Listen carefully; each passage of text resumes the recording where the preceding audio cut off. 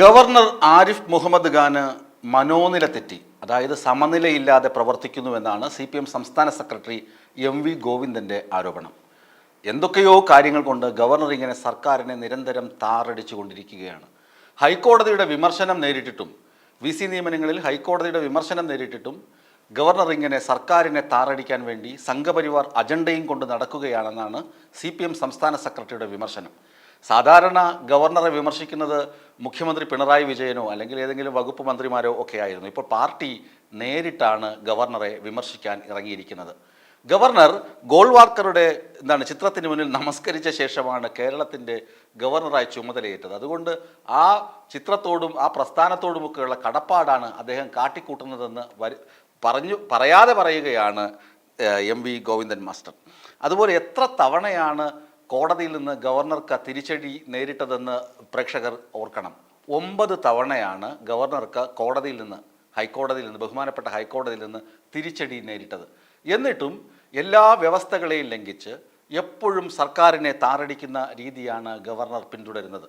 പ്രത്യേകിച്ച് ഇപ്പോൾ അടുത്ത കാലത്തുണ്ടായ VC നിയമനങ്ങൾ, അതുപോലെ തന്നെ സെനറ്റ് സിൻഡിക്കേറ്റ് അംഗങ്ങളെ ഗവർണർക്ക് ഇഷ്ടപ്പെട്ട ആളുകളെ തിരികെ കയറ്റുക. അത് ഒരു അല്ലെങ്കിൽ ചാൻസലർ ആണെങ്കിൽ പോലും അതിനൊരു നിയമവും നിയമാവലിയും ഒക്കെ ഉണ്ടല്ലോ. അതനുസരിച്ചല്ലേ ഗവർണർ പ്രവർത്തിക്കേണ്ടത് എന്നാണ് CPMൻ്റെ സംശയം. ഗവർണർ ചെയ്യുന്നത് അദ്ദേഹത്തിന് ഇഷ്ടപ്പെട്ട ആളുകളെ അവിടെ വയ്ക്കുക, അതായത് സംഘപരിവാർ ബന്ധമുള്ള ആളുകളെ സെനറ്റിലേക്ക് തിരികെ കയറ്റുക. അതും പ്രതിഷേധത്തിന് കാരണമായി. കേരള സർവകലാശാലയുടെ കാര്യം നമുക്കറിയാം. പക്ഷേ കേരള സർവകലാശാലയിലും ചില പുഴുക്കുത്തുകൾ CPMൻ്റെ ഭാഗത്തു നിന്ന് ഉണ്ടായിട്ടുണ്ട്. കാരണം വിദ്യാഭ്യാസ യോഗ്യതയുടെ കാര്യത്തിൽ യാതൊരു തരത്തിലും മാനദണ്ഡങ്ങൾ പാലിക്കാത്ത ഒരാളെ ഗസ്റ്റ് അധ്യാപകരുടെ നിയമനത്തിനുള്ള ഇൻ്റർവ്യൂ ബോർഡിലെ ചെയർമാനാക്കി വെച്ചത് വളരെ മോശം കാര്യമാണെന്ന് ഗവർണർ പറയുമ്പോൾ അത് നമുക്ക് സമ്മതിക്കാതിരിക്കാനും തരമില്ല.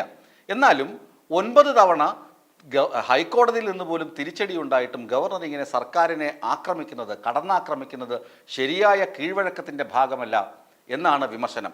നമുക്കറിയാം ഗവർണർ എന്തൊക്കെ കാര്യങ്ങളാണ് ചെയ്തു കൂട്ടിയത്. കരിങ്കൊടി പ്രതിഷേധം, ഏത് നിറത്തിലുള്ള കൊടി പിടിച്ചുള്ള പ്രതിഷേധത്തിനും വിലക്കില്ലെന്ന് ഹൈക്കോടതി അടുത്ത് പ്രസ്താവിച്ചിരുന്നു. നമുക്കറിയാം SFIക്കാർ ഗവർണറെ വാഹനം കടന്നു പോകുമ്പോൾ ഗവർണറുടെ വാഹനവ്യൂഹം മുഖ്യമന്ത്രിയുടെ വാഹനവ്യൂഹം കടന്നു പോകുന്നത് പോലെ തന്നെയാണ്. അത്രമാത്രം സുരക്ഷയിലാണ് കടന്നു പോകുന്നത്. ആ സമയത്താണ് തിരുവനന്തപുരത്ത് പേട്ടയിലും അതുപോലെ തന്നെ യൂണിവേഴ്സിറ്റി ക്യാമ്പസിനടുത്തുമൊക്കെ വെച്ച് വിദ്യാർത്ഥി പ്രതിഷേധത്തിൻ്റെ ഭാഗമായി ഗവർണർക്ക് നേരെ കരിങ്കൊടി കാണിച്ചത്. പേട്ടയിൽ വണ്ടി നിർത്തി ഗവർണർ ഇറങ്ങിയിട്ട് അവരെ എന്ത് വിളിച്ചു? ഗുണ്ടകൾ, CPM ഗുണ്ടകൾ, അക്രമകാരികളെന്നൊക്കെ വിളിച്ചു. എന്നിട്ട് കാലിക്കറ്റ് ക്യാമ്പസിൽ എന്താണ് സംഭവിച്ചത്? അവിടെ പ്രശ്നം ഉണ്ടാകുമെന്ന് മുൻകൂട്ടി അറിയാമായിരുന്നിട്ടും ഗവർണർ അവിടെ പോയി പ്രശ്നങ്ങൾക്ക് തലവെച്ച് കൊടുത്തു. അവിടെയും ഇതുപോലെ തന്നെ ഇറങ്ങി നടന്ന് മുഴുവൻ തെറിവിളിയും കേട്ട് നടക്കുകയാണ്. പാൻപരാഗ് ആരിഫ് ഖാൻ എന്നുമൊക്കെയുള്ള വിമർശനങ്ങൾ കേട്ട് നാണം കെടുകയാണ് ഗവർണർ ചെയ്യുന്നത്. എങ്കിലും അതൊന്നും കൂസാതെ അദ്ദേഹം ഇറങ്ങി തിരിക്കുകയാണ് പോരാട്ടത്തിന് വേണ്ടി. അതുപോലെ കൊല്ലത്ത് നിലമേലിൽ എന്താണ് സംഭവിച്ചത്? അവിടെയും ദൂരെ എവിടെയോ നിന്ന് കരിങ്കൊടി കാണിച്ചതിന് ഗവർണർ അവിടെ വാഹനം നിർത്തി അവിടെ ഇറങ്ങിയിരുന്ന് കേന്ദ്ര സർക്കാരിനെ വിളിച്ചും പ്രധാനമന്ത്രിയെ വിളിക്കും, അമിത്ഷായെ വിളിക്കും എന്നൊക്കെ പറഞ്ഞ് ഭീഷണിപ്പെടുത്തി. ആരും ഫോൺ എടുത്തതുമില്ല. അവിടെ ഇരുന്നൊരു നാടകം കാട്ടി. ഇതൊക്കെ ഗവർണർ കസേരയിൽ ഇരിക്കുമ്പോൾ, അതായത് നമ്മുടെ സംസ്ഥാനത്തിൻ്റെ പ്രഥമ പൗരനാണ് ഗവർണർ ആരിഫ് മുഹമ്മദ് ഖാൻ. അത് ആരിഫ് മുഹമ്മദ് ഖാൻ ആണെങ്കിലും ഇനി വരുന്ന ആരാണെങ്കിലും ഇതിന് മുമ്പിരുന്ന ആളാണെങ്കിലും നമ്മുടെ സംസ്ഥാനത്തിൻ്റെ പ്രഥമ പൗരനാണ്.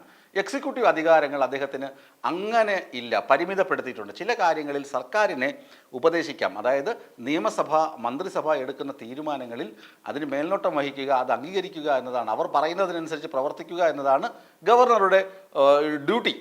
പക്ഷേ നമ്മുടെ ഗവർണർ എന്ത് ചെയ്യുന്നു? ഇവിടെ ഇങ്ങനെ ഇറങ്ങി നടന്ന് പോരാടുകയാണ്. ഒറ്റയാൾ പോരാട്ടം. സംഘപരിവാർ അജണ്ട നടപ്പിലാക്കുക എന്ന ഗൂഢലക്ഷ്യം ഗവർണറുടെ മനസ്സിലുണ്ട് എന്ന കാര്യം ഈ പ്രവർത്തനങ്ങളിൽ നിന്നൊക്കെ വ്യക്തമാണ്. അദ്ദേഹം മുഖ്യമന്ത്രിയെ വിമർശിക്കുന്നു.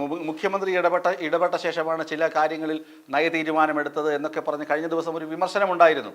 മുഖ്യമന്ത്രിയാണ് ഇദ്ദേഹത്തെ ആരിഫ് മുഹമ്മദ് ഖാനെ കുടുക്കിയത്, മുഖ്യമന്ത്രി ഇടപെട്ടിട്ടാണ് സജി ചെറിയാനെ വീണ്ടും മന്ത്രിയാക്കുന്നതിൽ ഗവർണർ സമ്മതിച്ചത്, പ്രതിജ്ഞ ചെയ്യിക്കാൻ ഗവർണർ എത്തിയത് എന്നൊക്കെയുള്ള വിമർശനങ്ങൾ ഉണ്ട്. സർക്കാർ ഇദ്ദേഹത്തെ വെട്ടിലാക്കാൻ പലപ്പോഴും ശ്രമിച്ചിട്ടുണ്ട്.